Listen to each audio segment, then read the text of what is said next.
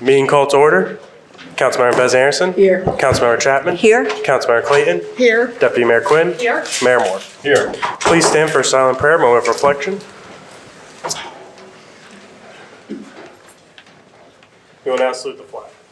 I pledge allegiance to the flag of the United States of America, and to the republic for which stands one nation, under God, indivisible, with liberty and justice for all. As to comply with the Open Public Meetings Act, Chapter 231, PL 1975, adequate notice of this meeting has been provided in the following manner. The annual notice was forwarded to the Asbury Park Press, the Coaster, and the Star-Ledger on January 16, 2025, and posted on the bulletin board the same day. All notices are on file with the City Clerk. We are now on special event applications from Recreation Director Alicia Floyd.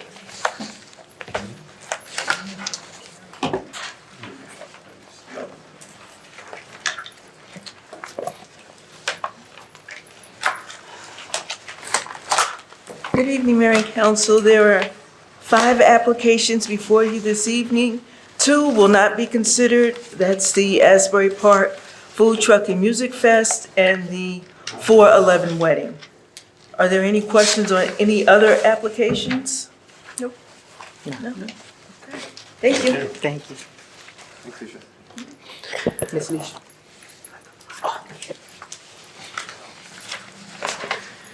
We are now on to matters from the City Council.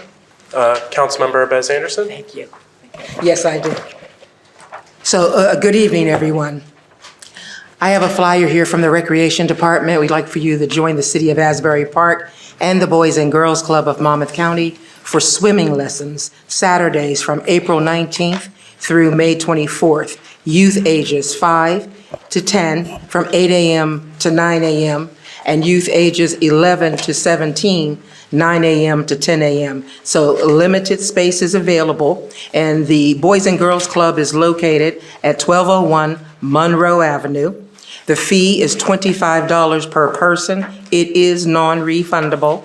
Asbury Park residents only, and to sign up for email is recreation@cityofasburypark.com. The number is 732-502-5759, and you just saw the beautiful Miss Alicia Floyd here, so you would also be able to see her. Thank you.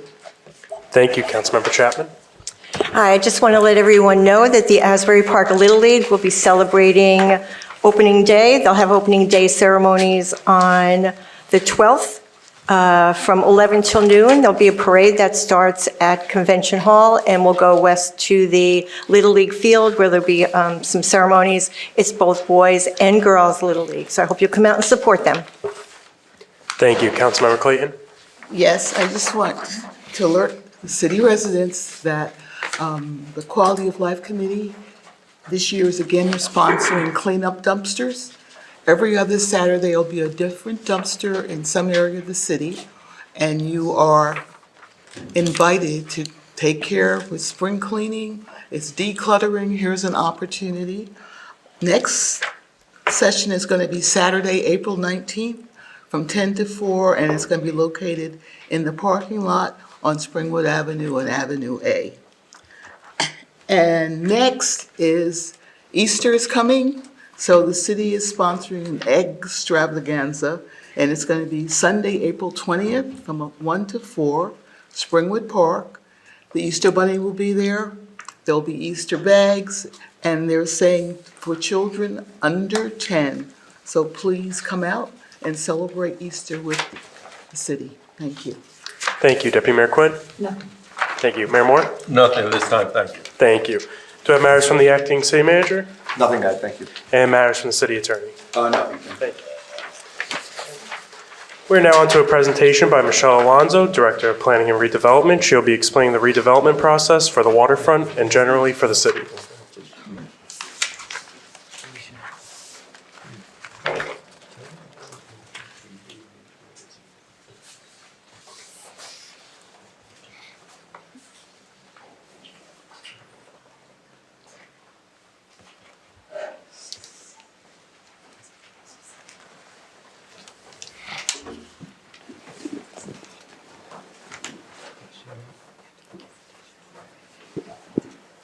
Good evening, everyone. For those who don't know me, I'm Michelle Alonso. I'm the Director of Planning and Redevelopment for this fair city.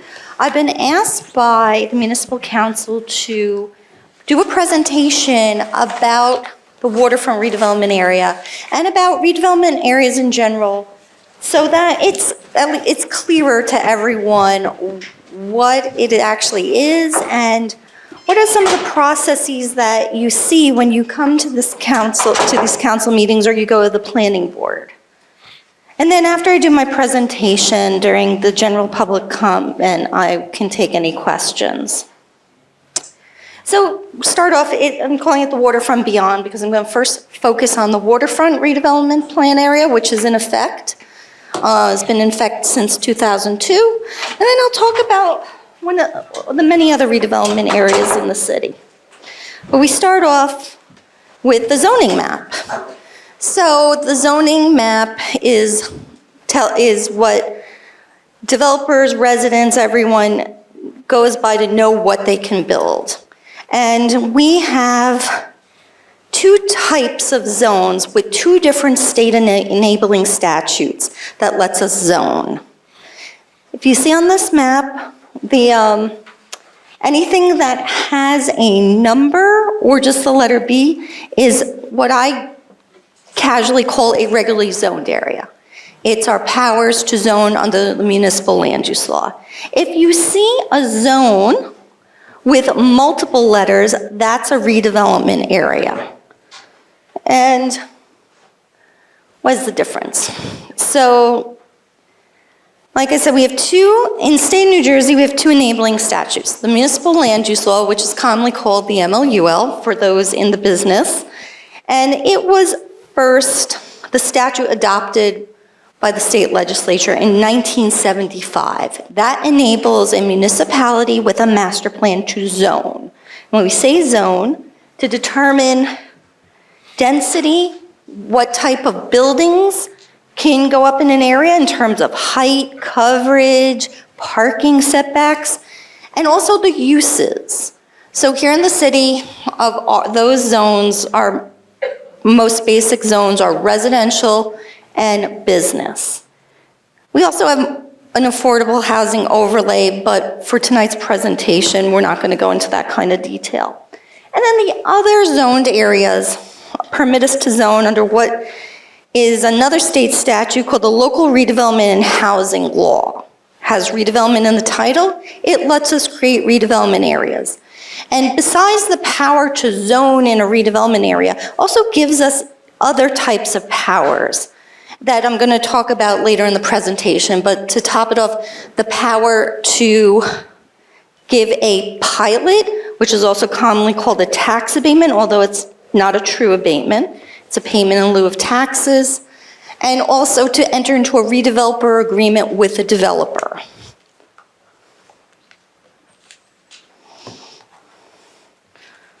So going down in history, the waterfront redevelopment area. This is one of the first redevelopment areas we had in the city. And why was it a redevelopment area? For those who have been here, for longer than I've been here, and a lot of people have been here, that's when you encountered this photo in Asbury Park. And the old term we used to use for this, which we don't really use that much anymore in planner speak, is blighted. Now we say it's an area in need of redevelopment.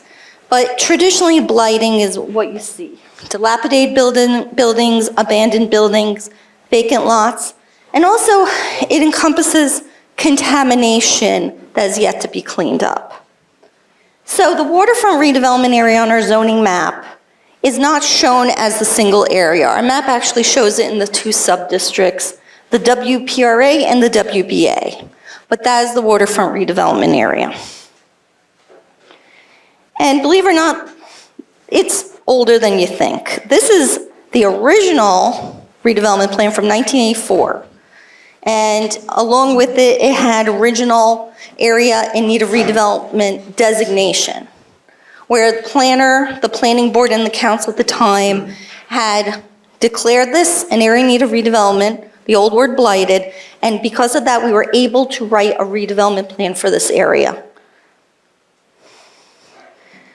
This image that you see here is really the base document we work with today. That 1984 plan was scrapped, and 2002, with a lot of community input, a new plan was adopted.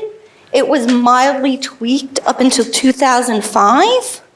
And then we did a significant amendment, this council, in 2018, and a further tweaking in 2019. But the bulk of our standards that we go by is that 2005 document. And when I say standards, it was a little bit what I was talking about of zoning. Bulk, height, parking. What I have before here, which you can find in the plan, which you can find on our website, on page 71, this is the height plan. And I have this up here because many, many times I'm asked, why is this building's too tall? Why is this building this high? And the reason this building is this high is because this map says this is as high as you can go. And when this plan was formulated and adopted, it was thought that we wanted to keep lower heights in the center of these lots in order to ensure that there's still airflow and breezes. So almost all the middles are 3s and 4s. That's the top height you can go. But if you see around the edges, the top height for many of the lots, but not all, is 8 stories. A building, except for the Ocean Club, which is the black box there, the Berkeley Carteret, the senior building, and some other areas here can't go higher than 8 stories. But if it has an 8 there, then the developer has every right to go up to the 8. This is another significant page in this redevelopment plan because this is the density chart. So besides the redevelopment plan, our density is capped by a blanket CAFRA permit, and I'll go into that in a minute, but that no more than 3,164 residential units can be built in the waterfront. When this plan was adopted, it gave a little leeway in this chart that it comes out to more than the 3,164 because it was anticipated, as has become the reality, that developers are not building to the full density in the plan. It's actually, I don't have the exact number, but significantly less than what the chart allows. But one thing to note, that what the plan allows, if you have, for example, if your tax block 160 and says 93 units, you can actually build more than that because you can borrow from another lot that had not built its full capacity. But however, you still have to provide the parking. Most of the plan is 1.5 spaces per unit, and you can't exceed the height on your chart. So that's the redevelopment plan. That's rules, regulation, laws, part 1. Part 2 is a redevelopers agreement. Still in effect is a redeveloper agreement of 2002 with Asbury Partners. Who is Asbury Partners? They are the master developer of the waterfront. So that this map that you see here of the prime renewal area and the boardwalk area, the master developer has all the development rights in this area. And thus, we have an agreement with them, and the agreement, it's a contract, and what's in it both sides have to abide by. But what's also in this agreement, and why I get a lot of questions, it says neither party can amend the redevelopment plan without the other's agreement. So that's significant, because many times I get questions as to, why can't we just change this? Why can't we change that? Well, it takes 2 to tango, and we have a partner, and that partner has to be in agreement for doing an amendment. As the master developer with the development rights, they can only, so if you, and it's a theoretical you, someone like Kay Hovnanian wants to do a development project, they need permission from the master developer, because they have the development rights, and the city to enter into a new agreement, aka a new contract. That had happened in 2010, which is the subsequent redeveloper agreement with Madison Marquette for the boardwalk area. So of this map, the prime renewal area, Asbury Partners has those development rights. Actually, Asbury Partner has development rights to both areas, but has ceded the development rights of the Boardwalk area to Mass Marquette. So those are the two main entities who have the power to develop. But Asbury Partners, as master developer, with the city, can grant someone else the right to develop. So, this is an important document, the Master Special Assessment Agreement and the Infrastructure Component Report. So, the city and the master developer had come to an impasse as to there wasn't anything happening in the redevelopment area, and we had a mediation to try to get the redevelopment ball going. And what had come out of that mediation was the master developer was like, the infrastructure is preventing us from going forward with the plan. So we entered a special assessment agreement and adopted, or this was already adopted, but implementing an infrastructure component report. So the special assessment agreement is the document that binds us to the 30-year pilot. Because the 30-year pilot goes with a 30-year special assessment for infrastructure. And I'm bringing that because that comes up often as well. And the special assessment, which if you live in the waterfront is a special line item on your pilot bill, tax bill, pilot bill, pays for the infrastructure in the waterfront. This is examples of the infrastructure you can see in the waterfront. So when a tax block is at 51% redeveloped, the master developer has to go in and put in the infrastructure. It's not just what you see here, it's also curbs, sidewalks, parking striping, and what you don't see, replacement of sanitary sewer lines, and that all electrical goes underground for most of the year. So before I had mentioned the CAFRA permit. So CAFRA permit is special and kind of unique to us. Long Branch has as well a blanket CAFRA permit, but very few places in the state have a blanket CAFRA permit. CAFRA stands for Coastal Area Facility Review Act. And it's the arm of the DEP to protect coastal areas and manage those areas. So as I had stated, try and look at my year here. In 04, this is the document, the recorded document of our CAFRA permit. It's a blanket permit for the prime renewal area and the boardwalk area. So what that means, the rules and regulations from the state, from DEP, are already in place. And that's where we get the 1.5 parking space, that's where we get the heights, and that a redeveloper does not have to apply for a new CAFRA permit. They just have to apply to CAFRA to show they're in compliance with this blanket permit. I bring that up because very few people know that half the city is under CAFRA. So if you're a developer and you're going to build more than 24 units and you are east of Memorial Drive, you have to apply to DEP for your development. One thing that has changed from the blanket permit is that CAFRA is requiring the raising of height of a structure if it's in a FEMA floodplain area. That's a deviation from our blanket permit. So one other thing that this CAFRA permit did that's unique to us, very unique to us, it said that the municipal council will have a technical review committee to advise them on the redevelopment in the waterfront area. And the permit goes as far as to dictate who is going to be on this technical review committee. And I bring this up as well because a lot of times when you talk about technical review committee in our field, people are like, oh, that's an arm of the planning board. Here it's not. It's an arm of the council. A lot of people, including developers, get confused about that.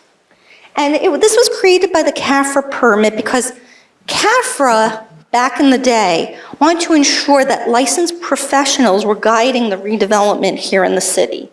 So many people on this list that are required, and it's also codified by our own ordinance, are licensed professional, as well as a person from the DEP and someone from DCA, although DCA does not send someone to our meetings. So then, if you're the master developer, or if you're a subsequent redeveloper of the master developer, you're going to come to the TRC with a conceptual plan, and the TRC is going to review it, and they're going to see, do you comply with all the requirements of the redevelopment plan and the CAFRA permit? The TRC meets on an ad hoc basis. When a developer submits the application, a meeting is called, usually within a month, and then they issue a report to the governing body to say it complies, it does not comply, and with its recommendations. Then the next step is the presentation to the municipal council and workshop. Many of you have come here to see either the master developer or a subsequent redeveloper present to the council the project and take your comments. Then it's up to the council to take the comments from the TRC and from the public and incorporate it into a subsequent redeveloper's agreement. So most of the development that we're seeing in the waterfront is a subsequent redeveloper. K. Hovnanian, Toll Brothers, Pulte Group. We are seeing some development by the master developer, but most of it is subsequent redeveloper. So then we enter a negotiation on a subsequent redeveloper's agreement. And some of the things we touch on in those agreements is workforce development to ensure that locals are hired in construction, timeline for development to make sure that the development is happening in a timely manner, green building design. This council has been very adamant that all the buildings on the waterfront at least meet the equivalent of LEED Silver, and what that means is just a very environmental friendly building. Design, we can tweak the designs of the buildings, and we can make sure that it complies with the design guidelines of the waterfront redevelopment plan. A construction phasing plan is also often in it, so we know when they're closing the sidewalk, they need to close the street for development, and again, what those timelines are. An affordable housing payment. The waterfront redevelopment plan gives the master developer and the subsequent redeveloper the option to construct affordable housing or make a payment into a fund. So that is also a requirement in these subsequent redeveloper agreements. Sometimes we ask for public art, and sometimes we have other asks that are specific to the project. For example, the Asbury Hotel had the SALT School, which trained local people to be in the hospitality industry. So sometimes, depending if the project's a little special, we have a special ask. During the same time, when the council adopts the subsequent redevelopers agreement, they also do a referral resolution to the planning board as the redevelopment agency.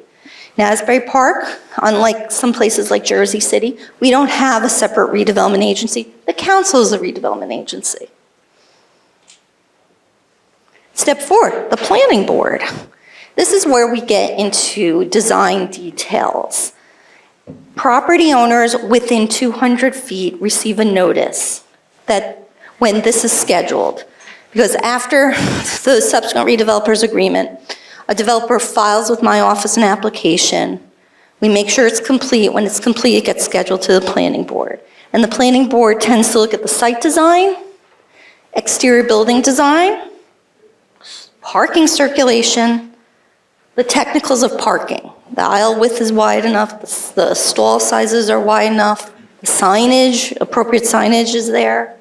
Stormwater management, although in a CAFRA area, the state dictates a lot of the stormwater management. HVAC placement to make sure it's not an afterthought and it's located in a logical place. Landscaping requirements, we're very big on having a majority native species in our landscaping plans. Our professionals look at that and ensure that. And then the details on the green design to make sure that if they proposed a rain garden, the details on the rain garden are there. If they proposed a green roof, the details on the green roof are there. When the planning board approves the project, then a resolution is memorialized, and we go into our next step, 5, the financial agreement and the special assessment. Back to talking about the powers of a redevelopment area. Being a redevelopment area lets us enter into a payment in lieu of taxes with a redeveloper. As I stated before, for for-sale projects, the council is obligated to give a pilot, and we have a set formula as well. But where we land on that cost, or that what is in the agreement, is dependent upon the sale price of the unit. And we have professionals who look at the sale prices that are submitted to see that they are actual market prices. But then when the project is built, and if the market has changed, we adjust those prices. So a financial agreement is adopted by ordinance. It is the blueprint for the 30-year pilot because it can, if the market changes, the payment changes. Then the special assessment that pays for the infrastructure is a separate charge, and it is based on the sales price and the tax rate minus the pilot. If this is making your head spin, because it makes my head spin, there is going to be a presentation at another meeting by our financial expert on the nitty-gritty of these figures in what makes a pilot and a special assessment. But the special assessment pays for the infrastructure. The only people who get billed for this are those in the waterfront. After we do that, then we have more regulation. We then need other government approvals and payments.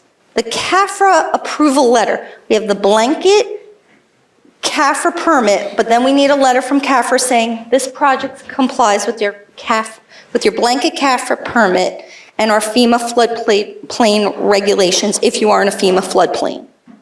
A sewer treatment works application. This is for projects that produce more than 8,000 gallons of stormwater waste. And that's a state requirement, and that is, let me go to my note so you get an idea what that really means, the scale of the project. And it depends on if there's commercial, not commercial, but it's like the equivalent of 35 two-bedrooms, then that's another government process they have to do, and they can't get a building permit until they do that. Sewer connection fee, all new units pay a sewer connection fee based on number of units. And then Freehold Soil Conservation District. Freehold Soil Conservation District is a monitoring entity of the area to ensure during construction that there's no, or even post-construction, there's no soil erosion and blowing of dirt. Okay, after that's all done, the plant and everything conforms and all these letters are in and the financial agreement is signed by the mayor. Then they can pull construction permits. And while they're under construction, they have to provide quarterly reports on the status of the construction and additional reports on their local hiring practices and advertising. They're required to do 2 outreach sessions to the public to say we have construction jobs. So that's the waterfront. Other redevelopment in areas in the city are not that complicated, mostly because they're not bound by that CAFRA permit. And also, not every redevelopment area requires a redeveloper agreement. So here we have 1, 2, 3, 4, 5, 6, 7, 8 redevelopment areas in the city. We actually have a few more, like we have a scattered site, but for simplicity, I'm not going to discuss what that is tonight. So you can create a redevelopment plan one of 2 ways. The way I described for the waterfront. An area need a redevelopment, the old term blighted, something's wrong with this property that it cannot be developed on its own, that the market is not coming in to redevelop it. And that's a process. You have a planner come in, do the evaluation, present it to the planning board, and then council adopts it. And then you can go on to write your redevelopment plan. That's one way to do it. The other way is an area near rehabilitation designation. The whole city is an area in need of rehabilitation since 1976 because of our aging infrastructure. When you're in area in need of rehabilitation, you can skip the whole blight step and create a redevelopment area. It still has to be adopted by the council, but you skip that first part of declaring the area blighted because of our aging infrastructure. There may be a need to have government intervention rather than market forces. So to let everyone know, the first 6 were done, our area needs a redevelopment. The last 2, which were done more recently, are areas in need of rehabilitation. So I brought back the zoning map. So now that I've spoke about this a little bit, you can see again where our redevelopment areas are. Main Street, Central Business District, Springfield Avenue redevelopment area, Stars redevelopment area, Washington Avenue redevelopment area, this one, the 1101 and the 1201 Memorial, and the waterfront. But then it's like, well, why a redevelopment area? Redevelopment area gives you so many more powers than a traditionally zoned area. The number one thing you can do is you can do very precise zoning that the MLUL doesn't allow you to do. The municipal land use law, like for the R1 and the B district, does not let us impose green standards on buildings. The redevelopment statute does. With a redevelopment area, you can prohibit uses. You can be very specific of the uses you want. We say you can curate the uses. And that could be because we feel there's one use, there's too many of the city. So what's very popular, not here, other places, is to prohibit nail salons. If people feel, oh, nail salons are taking over my downtown. Or manufacturing uses, certain uses you don't want to have. Or you can curate what you really want to see either in a zone or on site. The biggest thing that a redevelopment area gives you that I mentioned is the offering of a pilot. This council can go in a one-on-one negotiation with a redeveloper and negotiate a pilot that is beneficial to the city. Or you can negotiate a pilot because you want something like affordable housing and you want to bring that to a lot when the market itself, or even that offering higher density, does not bring it to fruition. Also, for redevelopment area, if someone is applying for affordable housing tax credits, they get an extra point for being in a redevelopment area. That's important because those applications are usually so competitive, a point makes a difference whether you get it or not. Community benefits. You can enter a community, benefits agreement in a redevelopment area if you want to. A special asks that you can't just ask a developer in a regularly zoned area. The big key thing with a redevelopment area is you can negotiate with a redeveloper. And then the last one, which is a naughty word, eminent domain. So redevelopment areas back in the day were created mostly for eminent domain. Nowadays, we don't touch eminent domain. You can still do this in a redevelopment area if you designate it as an eminent domain redevelopment area. Most municipalities in New Jersey do not go there, do not touch that, because it is long, expensive, and not that necessary as it used to be. But a redevelopment area does give you that power if you are a redevelopment area created by an area in need of redevelopment designation. Then you can go for eminent domain. And again, we haven't been doing that because we don't need eminent domain. We don't want to go that route. I also want to mention that you will see occasionally here, besides the creation of new redevelopment areas, amendment to redevelopment plans. The CBD plan goes back to 2002 or 2005. Main Street is 15 years old. We revisit it sometimes. And we look at what did we prohibit, what did we not prohibit. Recently, we added affordable housing provisions to all of them. And so you will sometimes see our consultant, Beth McManus, here talking about amendments to redevelopment plans. Some of them are spurred by us, again, because we see a need like affordable housing. Some of them are spurred by a developer ask.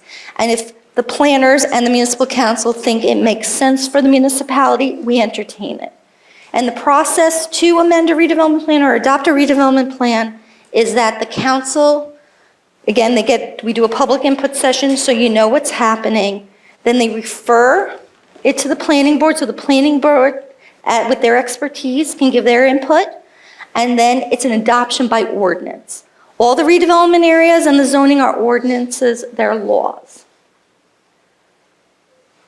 So that concludes my presentation. I remember last time I failed to put my email address up here. Here it is. But you can also find almost every document I had up here, the images, the documents themselves, on our website. I think our website's very good.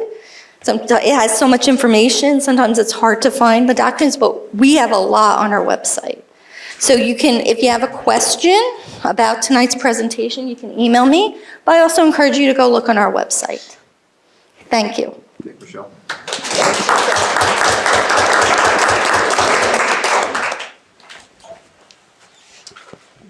Thanks, Michelle. That was great. All right. Thank you. We are now on to public participation. May I have a motion to open the meeting to the public? Move to open. Second. All in favor? Aye.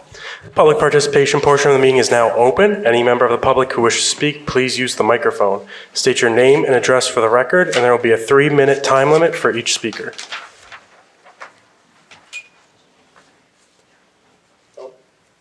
Move to close.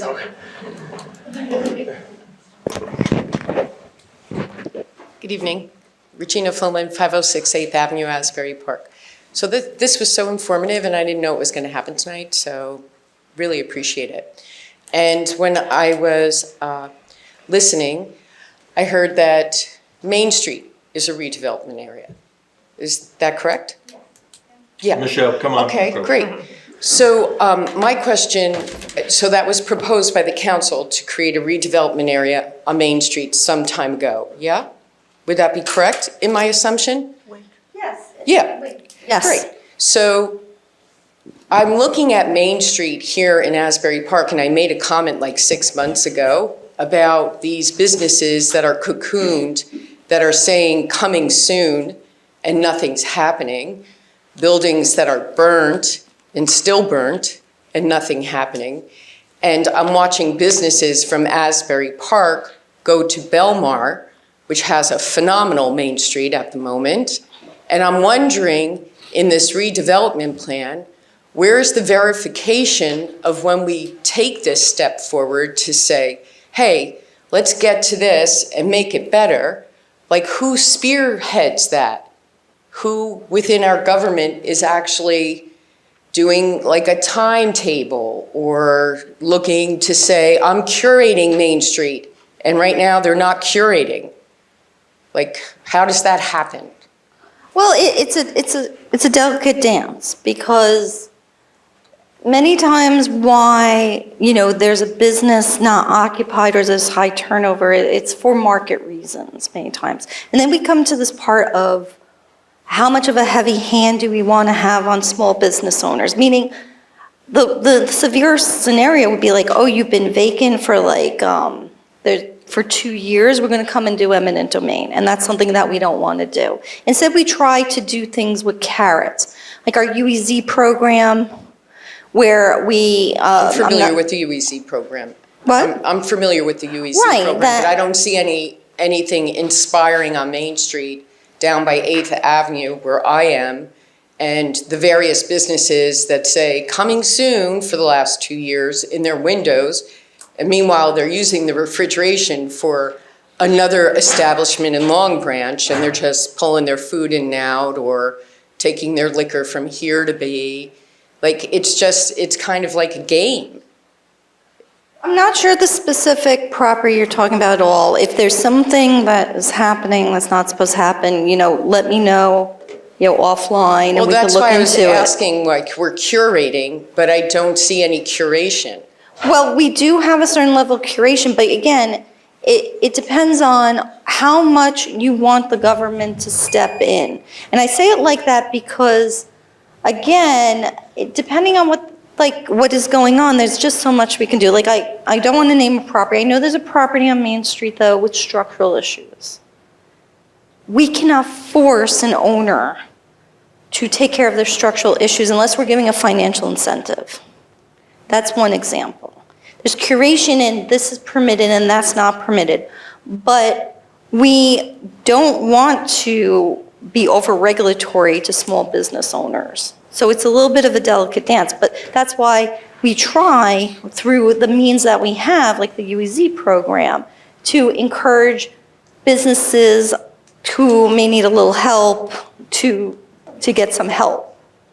So I don't know if I answered your question, but It just seems like nothing's going to change on Main Street, and Belmar will continue to grow successfully. Well, here's part of it as well, not to keep going into this. Yeah, sure. It depends on, again, the vision for Main Street, because I see Main Street in a different light. I see a lot of small mom and pop restaurants popping up. I see actually a pretty healthy amount of leased retail in what is not the best environment currently for retail. So I see it in a different view. And I would love to have an offline conversation with you of how you're seeing it. Because what we're also seeing and hearing is that some people who are priced out of the CBD are moving to Main Street. And so we can talk Great. about Yeah, some... absolutely. Okay. Thank you. Thank you for your time. Thank you.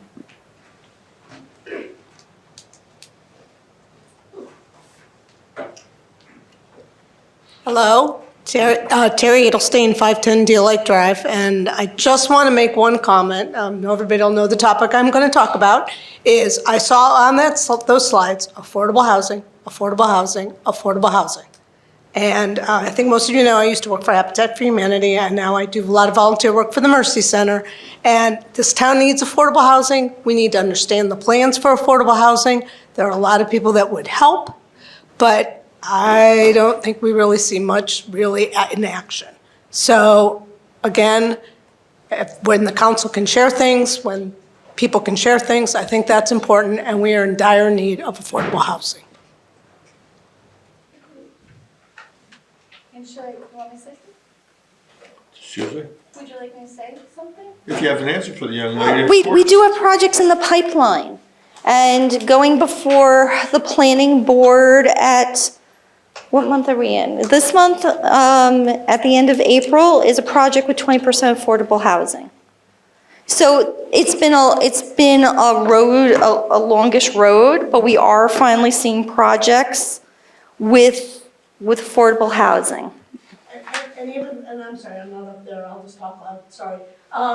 The funding from a lot of the other new development that's going on, and as I said, just understanding so that people can understand, people who can give advice to people. I think it'd be very beneficial to have a kind of like an overall understanding of what we're doing, especially now that there's a lot more requirements. You know what, that could be another presentation, because I feel like that's a topic unto itself. We do have an affordable housing trust fund that in regularly zoned area, except for the Warfront that has its own provision for a separate affordable housing payment. If you're increasing square footage, increasing footprint, you have to pay into the Affordable Housing Trust Fund. And that's money to go towards affordable housing. Yeah, I think it would be a good topic to cover. Thanks, Michelle. Thanks, Michelle. No one else? Second? All in favor? Aye. Public participation is now closed. We're now on to the minutes. I have the executive session meeting and regular meeting minutes for the March 26, 2025 meeting. Do I have a motion? Move it? Second. Councilmember Bez Anderson? Abstain. Councilmember Chapman? Yes. Councilmember Clayton? Yes. Deputy Mayor Quinn? Yes. Mayor Moore? Yes. We're now on to the consent agenda resolutions. All matters listed on the consent agenda are presented collectively to the City Council and will be considered for approval with one vote. These matters are considered to be routine in nature, and there will be no individual discussion of these items. If discussion is desired by one or more council members as to any particular items, then said items shall be removed from the consent agenda and considered separately. On consent agenda tonight, we have resolutions 2025-174 through 2025-176. Do I have a motion? Move it. Second? Councilmember Bez Anderson? Yes. Councilmember Chapman? Yes. Councilmember Clayton? Yes. Deputy Mayor Quinn? Yes. Mayor Moore? Yes. We're now on to the individual resolutions. I have Resolution 2025-177, resolution approving payment of bills. Move to open? Sorry. Gotcha. Yeah. Gotcha. Okay, thank Do you have a second? Second? Councilmember Bez Anderson? Yes. Councilmember Chapman? Yes. Councilmember Clayton? Yes. Deputy Mayor Quinn? Yes. Mayor Moore? Yes. Resolution 2025-132, resolution authorizing the purchase of a new sanitation truck for DPW. Move it. Second? Councilmember Bez Anderson? Yes. Councilmember Chapman? Yes. Councilmember Clayton? Yes. Deputy Mayor Quinn? Yes. Mayor Moore? Yes. Resolution 2025-178, resolution authorizing an agreement with Guardian Pest Control Services at various locations citywide. Move it? Second? Councilmember Bez Anderson? Yes. Councilmember Chapman? Yes. Councilmember Clayton? Yes. Deputy Mayor Quinn? Yes. Mayor Moore? Yes. Resolution 2025-179, resolution authorizing the renewal of various storage units with Life Storage. Move it? Second. Councilmember Bez Anderson? Yes. Councilmember Chapman? Yes. Councilmember Clayton? Yes. Deputy Mayor Quinn? Yes. Mayor Moore? Yes. Resolution 2025-180, resolution approving change order number 1 for boardwalk decking removal and replacement project. Move it. Second? Councilmember Bez Anderson? Yes. Councilmember Chapman? Yes. Councilmember Clayton? Yes. Deputy Mayor Quinn? Yes. Mayor Moore? Yes. Resolution 2025-181, resolution authorizing TIPS purchasing cooperative membership. Move it? Second. Councilmember Bez Anderson? Yes. Councilmember Chapman? Yes. Councilmember Clayton? Yes. Deputy Mayor Quinn? Yes. Mayor Moore? Yes. Resolution 2025-182, resolution of the Municipal Council of the City of Asbury Park authorizing the submission of an application by the Asbury Park UEZ Coordinator to the New Jersey Urban Enterprise Zone Authority for Enterprise Zone Assistance Funds for the Asbury Park UEZ Area Public Safety Patrol Program for fiscal year 2025. Move it. Second. Councilmember Bez Anderson? Yes. Councilmember Chapman? Yes. Councilmember Clayton? Yes. Deputy Mayor Quinn? Yes. Mayor Moore? Yes. Resolution 2025-183, resolution of support for the lowering of the speed limit along State Route 71 by the New Jersey Department of Transportation. Move it? Second. Councilmember Bez Anderson? Yes. Councilmember Chapman? Yes. Councilmember Clayton? Yes. Deputy Mayor Quinn? Yes. Mayor Moore? Yes. Resolution 2025-184, resolution authorizing the acceptance of a grant from the State of New Jersey Department of Law and Public Safety, Division of Alcoholic Beverage Control under the Cops and Shops Summer Short Initiative 2025 Grant Award Number AL 2507 0201, Subaward Number ABC 0125. Do I have a motion? Move it. Second? Councilmember Bez Anderson? Yes. Councilmember Clayton? Yes. No, me? Oh, sorry, apologies. Next. Councilmember Chapman? Yes. Councilmember Clayton? Yes. Mayor Moore? Yes. Deputy Mayor Quinn? Yes. Sorry about that. It's been a long day. We are now on to ordinances for introduction. I have ordinance 2025-9, ordinance of the City of Asbury Park amending and supplementing Chapter 5 entitled Beach, Boardwalk, and Beachfront Regulations to prohibit motorized vehicles on the boardwalk with a public hearing date of April 23rd, 2025. Move it. Second? Councilmember Bez Anderson? Yes. Councilmember Chapman? Yes. Councilmember Clayton? Yes. Deputy Mayor Quinn? Yes. Mayor Moore? Yes. That is all for tonight. Do I have a motion to adjourn the meeting? Move it? Second? All in favor? Aye. Thank you. Everyone have a good night. You too. Thank you.